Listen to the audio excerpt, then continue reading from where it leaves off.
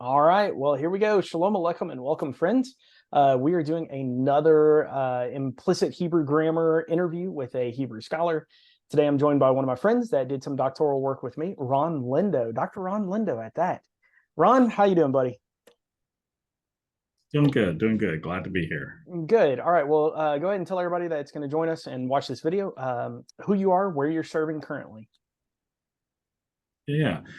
So at the moment, I'm the chief academic officer at Jackson Theological Seminary. It's a very small seminary here in Arkansas, Little Rock, where I live.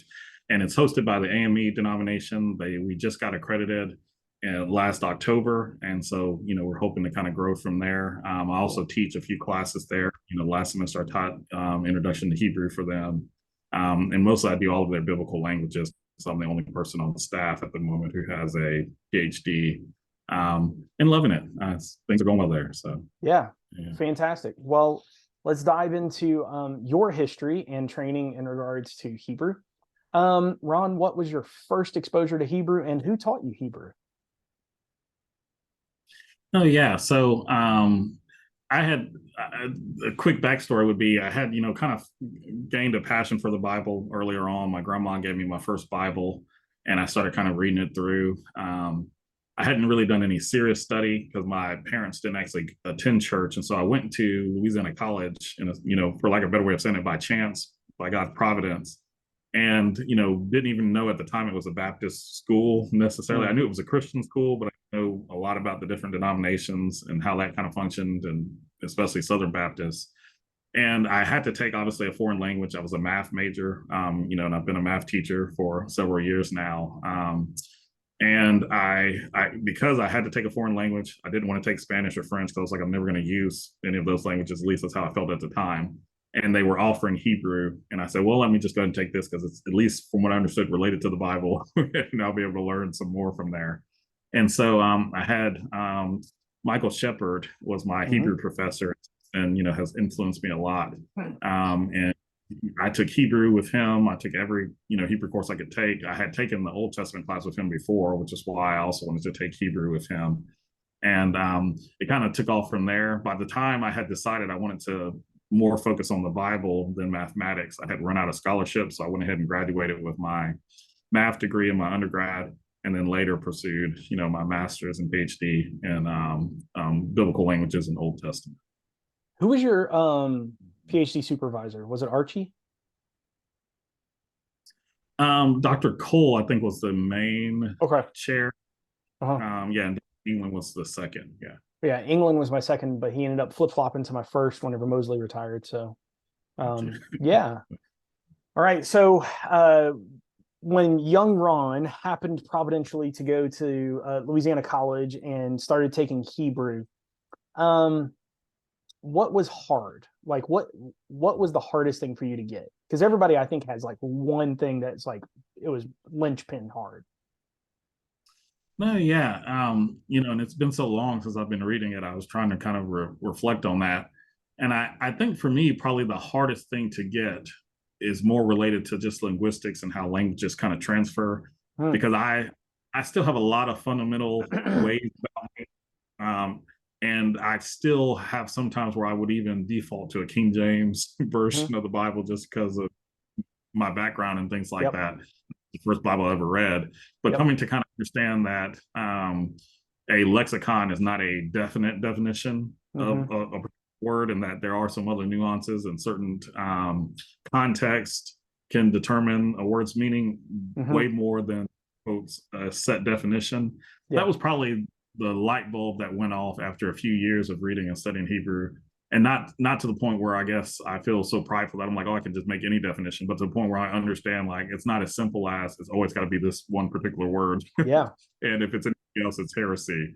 That probably took me a long time to work through.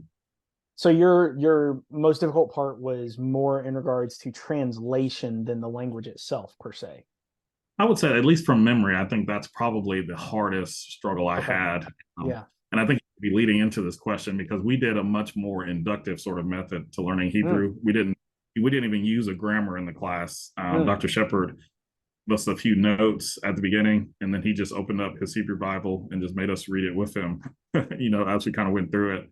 And so the Yeah. sections we read together, I felt like I understood really well. So we spent a lot of time in Genesis 1, a lot of Mm, time reading Psalm 1, and a few other passages that were kind of key passages he wanted to take us through, like in Deuteronomy, so on and so forth. mhm. Um, so that's kind of the method we used from there. Like I said, he just had a few notes and then he just would have us read and kind of translate with him as we were going through it.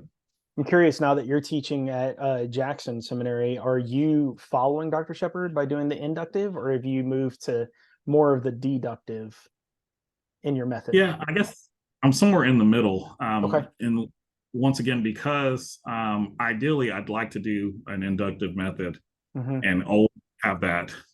But sometimes when you have struggling students, for like a better way of saying, who do need all of the English grammar and other things to help them just in general, and then you also got to help them with a new language. And a lot of our students tend to be a lot older at Okay. Jackson, for like a way of saying it. They tend to Yeah. be 50 and above, Okay. because they're pastors who now want to go get, Sure. an official degree and whatnot. Hmm. That's where I've been somewhere in the middle. Though I think my own perspective would be preferring an inductive method, but I can see the value of both depending on the student you're teaching. Yeah. One of the things that we say in our book is that we want to teach you enough grammar for it to get out of the way. Um, Mhm. Whereas I was trained at Mid America in Hebrew, and I feel like I was trained deductively. Like, here's just grammar book after grammar book after grammar book. And that just didn't work for me, especially already speaking other languages. I needed to just like know the basics and then just start reading. So I kind of, I thus far, and everybody that I've talked with or interviewed has said, I don't want to be fully inductive, nor do I want to be fully deductive, because there's pros and cons to both. If there was a happy medium, that would be best. And I think that's what we're shooting for with our textbook. So you should give it a look.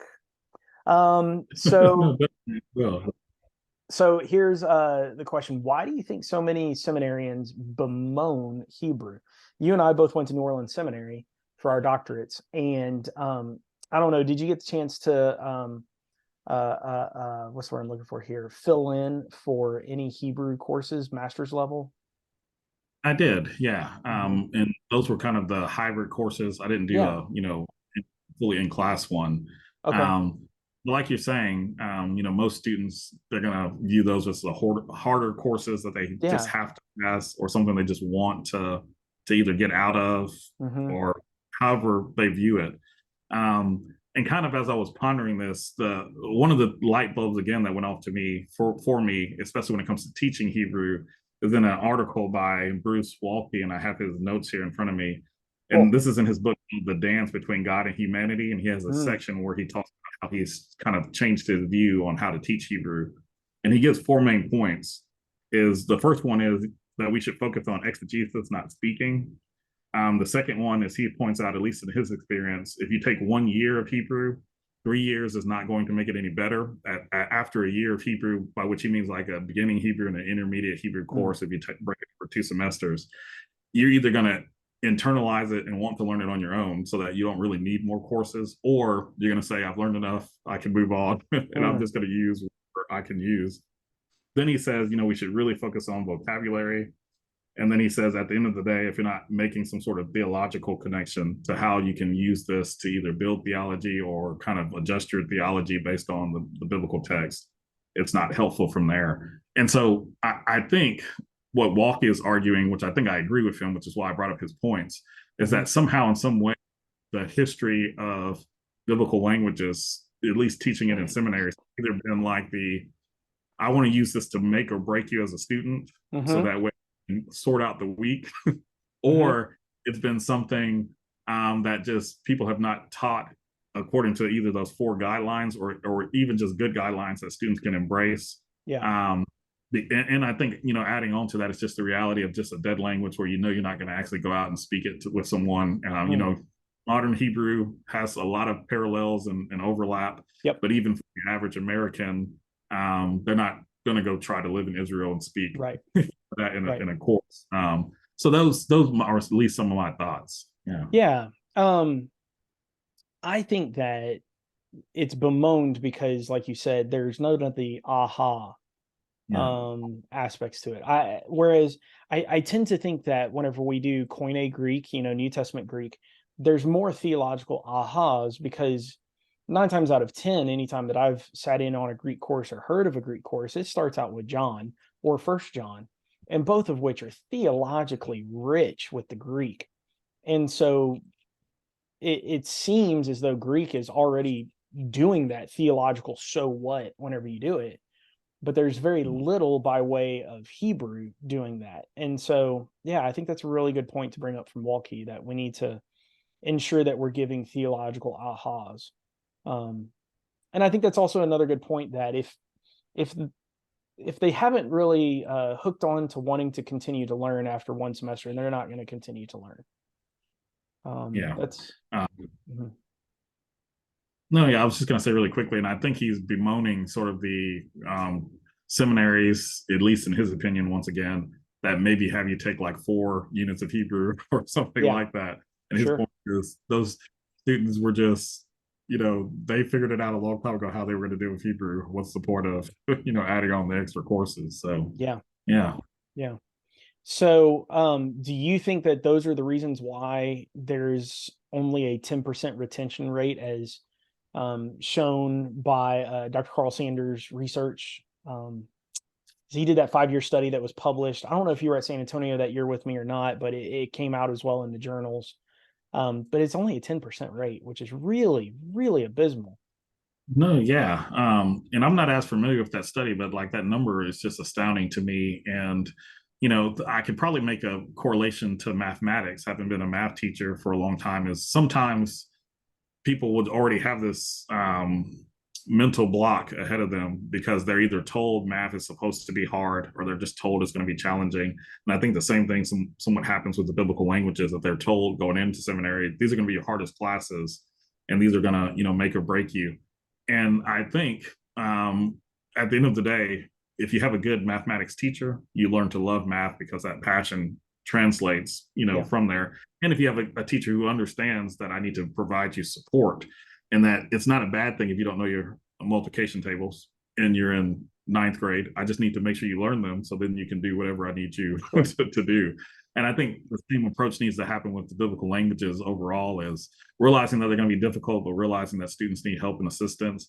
All of the great Hebrew scholars that I'm aware of, and I'm thinking particularly even of like Ellen Davis, I remember her telling this story, is she fell in love with Hebrew by sitting with Marvin Pope and reading through Hebrew every day with him at his house while she was studying. I think it was at Yale is where he was, I Mm-hmm. believe. Yeah.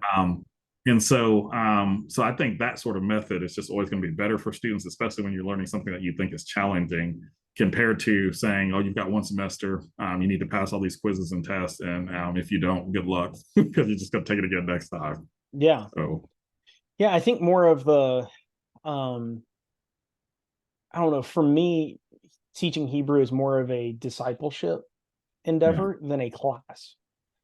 Because it requires, dare I say, more hand holding yeah, than a regular systematic class or church history class, just learn the facts type of a class. Um, and also, I think that, maybe the 10% retention rate coming from Walkie's study is because we're trying to teach people to just sheer translate instead of enjoy God's word. yeah, Um, and your average seminarian is going to become a minister or a pastor. They're not going to be on a translation committee. You and I might aspire to be on a translation committee, but your average seminarian is not going to be. Therefore, the method that they were taught will never be used because they're not translating. But if they were taught to just flat read it like you and I do, then that'd be very different. So it's really good. So for you, what was the light bulb moment? Like, did you have a moment where you're like, I know Hebrew, kind of Matrix style? yeah. Like I said, I hate to not answer it completely directly, but I mean, I guess I've had different moments Hmm. throughout the process. Maybe is Mm-hmm. is the way I'd say it, because I definitely remember, um, feeling fairly comfortable with Hebrew leaving my undergrad degree, because I had taken every Hebrew course. I think I had something like 30 hours of biblical languages, because at least with the degree at Louisiana College, you only had to do the 18 hours to get the minor, but because the math degree was so intensive and didn't require as many hours, I had extra room to take a lot more courses. So I took roughly about 15 in Hebrew, 15 in Greek. And I felt like I understood the languages really well at that point in time, but I was still young and whatnot. So then when, I took more courses with, once again, Dr. Shepard on the master's level, the same sort of thing as we went through all of their accounts of the biblical narratives in the Bible that, appear over and over again, and like in the Psalter and whatnot. We spent a lot of time just reading Hebrew together. Same thing, we went back through Genesis again on some of those advanced exegesis courses on different books. And then once again, left that master's program when the Caskey School of Divinity was at Louisiana College, and felt very comfortable. Then doing doctoral, felt like I had more light bulbs at this point, feel like all of them have gone off for the Book of Esther.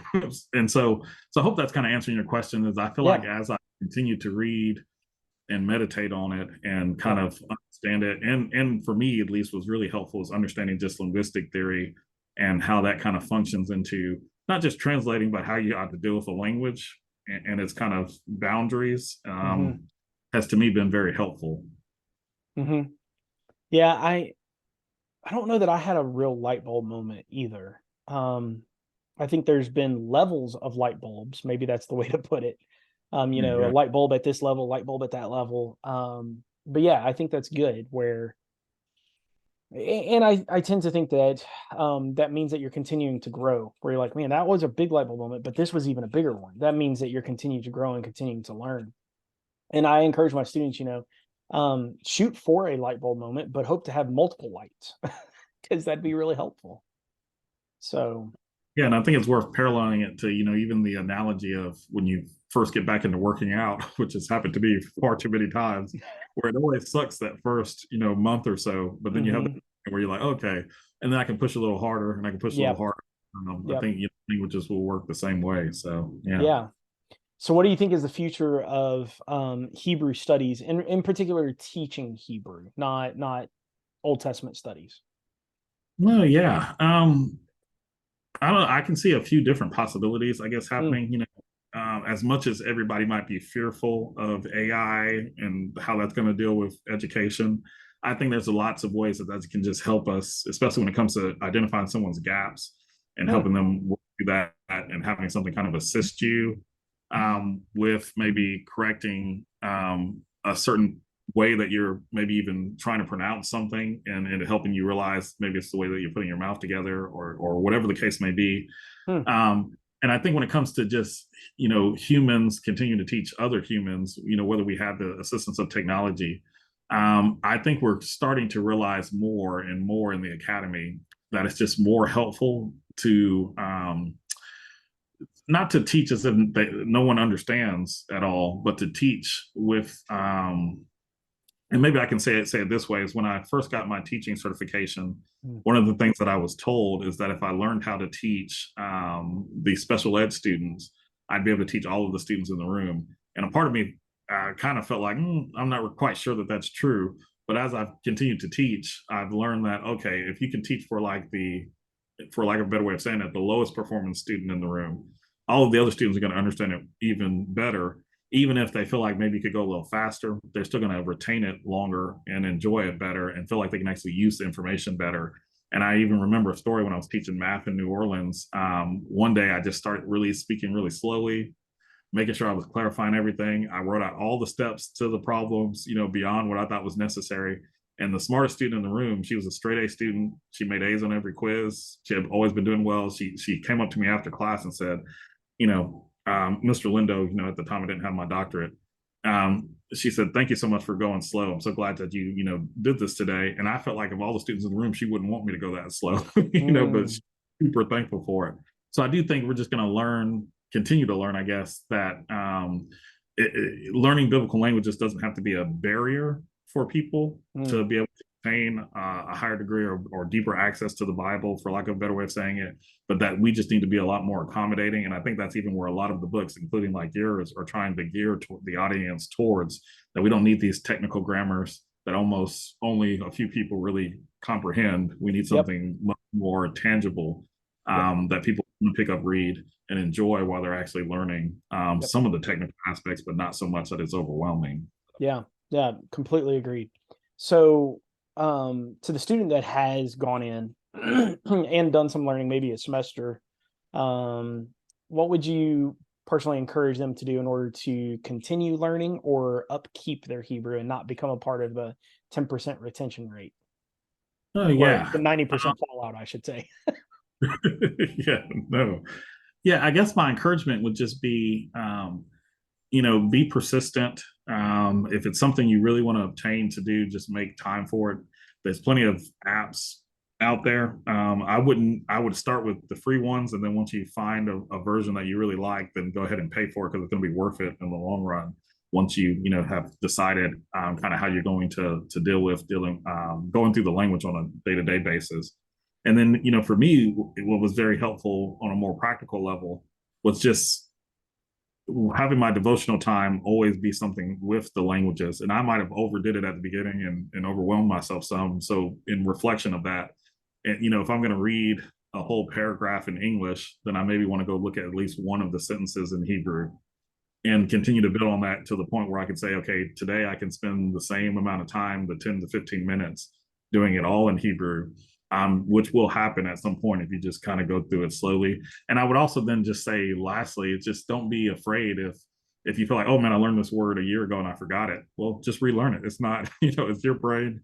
You've got the Yeah. time. It's no one is going to look at you and say, I can't believe Yeah. you don't know that as well. Hmm. That's just how, just like you had to walk 1,000 times before you finally were walking as a child. I think we need to think about language the same way, that at some point it'll catch on and it'll be useful to you. You just have to persevere through it. Yeah. If anybody's watching this and is a student of Hebrew, I want to tell you that Ron and I both forget Hebrew often. I forget words all the time. And I'm like, oh yeah, I knew that. Or I'll be staring at it and going, I don't know what that is. And then all of a sudden I look up in, the Baylor commentary on grammar or something. I'm like, oh, that's a polo. I'm like, duh. Yeah. We forget stuff all the time. In fact, I was was playing with my baby, and the wife said, hey, sing her the ABCs, but in Spanish. And I started singing the alphabet instead. So it's like, Yeah. we mix stuff all the time, especially whenever you're like me and you already have 4 other languages that you speak in your family. Yeah. Hebrew just gets jumbled in there. And so it's a fun thing being multilinguistic. And that's what you're striving for whenever you're learning biblical Greek or biblical Hebrews. You're striving to be multilinguistic. And multilingual people screw up grammar and vocabulary all the time. That's just the Yeah. fun part about it being multilingual. Go to another country. They don't take it too seriously if they mess up. They're like, oh, wait, sorry, that was Italian. And they'll switch back. They don't care. I They agree. laugh. Yeah, that's a good example. Yeah. They just laugh, and they're like, oh, whatever, I'll just change back. And everybody rolls with it. So all right. Question that I didn't prep you for, that I'm curious about, that I think you and I and a couple other people that I'll interview in the future, I would love to discuss. Why, especially, do we see so few minorities doing Hebrew studies? And whenever I say minorities, I'm meaning African American, Asian American, Hispanic, because of course we know our Jewish friends are doing Hebrew studies. Yeah. Yeah. Uh, Interesting. And there's probably a few different ways I could answer this. And maybe the first and easiest one, uh, I hate to even say it, is, last year when I first started at Jackson, I was teaching through Black church, or we were doing systematic theology, and we merged it with Black theology and kind of how they did that systematic. Yeah. So it's a good book by Evans is his last name. I can't remember his first name right now, but it's called We Are Believers. And we just went through his book chapter by chapter while he talked about different systematic ideas. So there was a section in the end of the book written by Reverend White. I know he's the famous politician. I can't remember his first name right now, so forgive me. Jeremiah Wright, I think is his full name. And so pretty much he has a section on there where he just talked about Black theology and why we don't have as many theologians in that. And one of the things he just kind of pointed out is that sadly in America right now, the average reading level of the average African American would be somewhere around fourth grade reading level. Mm-hmm. And hearing him say that breaks my heart because I'm just Mm-hmm. like that true. And there's some sites that may say maybe it's eighth grade, so on and so forth. But either way, it's still lower than what it should be. Yeah. And those statistics, are just louder, too loud to ignore, if that makes sense. Yeah. So I do think, in one sense, you're going to have a lot more African Americans who are leaving high school, especially if they're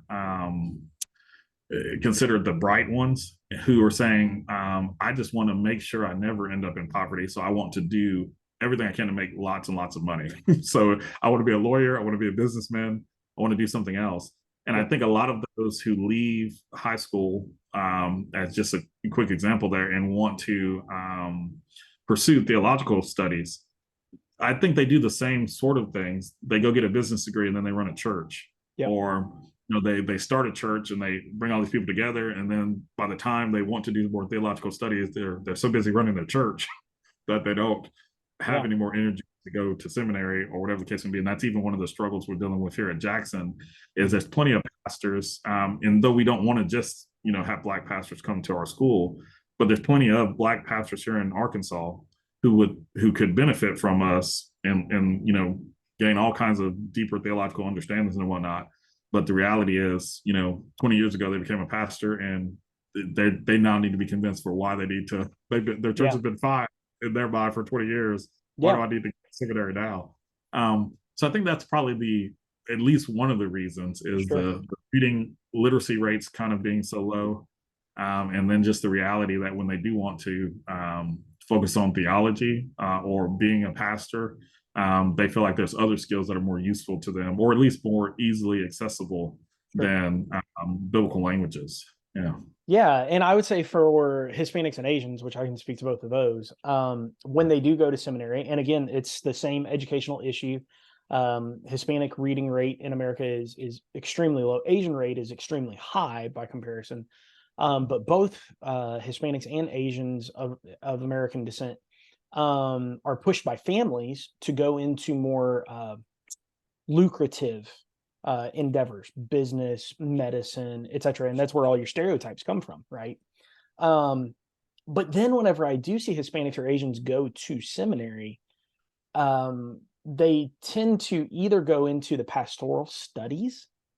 So they want to do, the preaching, pastoral counseling, church leadership, things like that. That's great. Or if they are persuaded to go into biblical studies, they're persuaded to go into New Testament. Think about back at New Orleans, right? How many Asians and how many Hispanics did we have that were doing New Testament Greek studies, right? Fabio Castellanos, for instance, and others that we had, wonderful, wonderful brothers of ours. But they weren't in Old Testament with you and I. They were in New Testament. I think that maybe the church has been practically Marcionistic in how we in the minority church have handled Scripture. And as a result, I think that leads to, when we are availed the opportunity to do training, that leads to people doing New Testament instead of Old Testament. I don't know. That's my thoughts. Yeah, those are fair points. Yeah, definitely. Yeah. Well, last one. I don't know. I see a Hebrew Bible behind you, so I don't know if you're ready to do it or not. If you're not, that's okay. Do you have a favorite passage? Yeah. And I knew you were going to ask this question, so I just went ahead and printed out one that I have here in front of me. Sweet. And I figured instead of trying to decide between a variety of favorite passages, I'd talk through and translate through just one in Esther, since Esther is always on my mind at this point in my career. Is you have a famous one in Esther 4:14, where you have that phrase, the kom ahar, the from another place, is how it's normally translated. And then there's all of this theological conversation about what that actually means, whether it's referring to God or something else. And I do think, and this is to me one of those things that's helpful for learning Hebrew, is makom, the word place, is used 3 times in the book of Esther, and I think strategically as far as helping us understand what Mordecai is referring to in Esther 4:14. So earlier in 4:3, you have this statement in all of the providences, and then it's repeated. The midadna, mekom, the providences of a place, and it almost seems like it's almost a redundant phrase. You don't really need it there. And then it appears again when you're having reference to the city in Esther 8:3, where you have Be'er, Mekom, and it's talking about, you have right before it in all of the cities or all of the locations, however you'd want to translate that. And then you have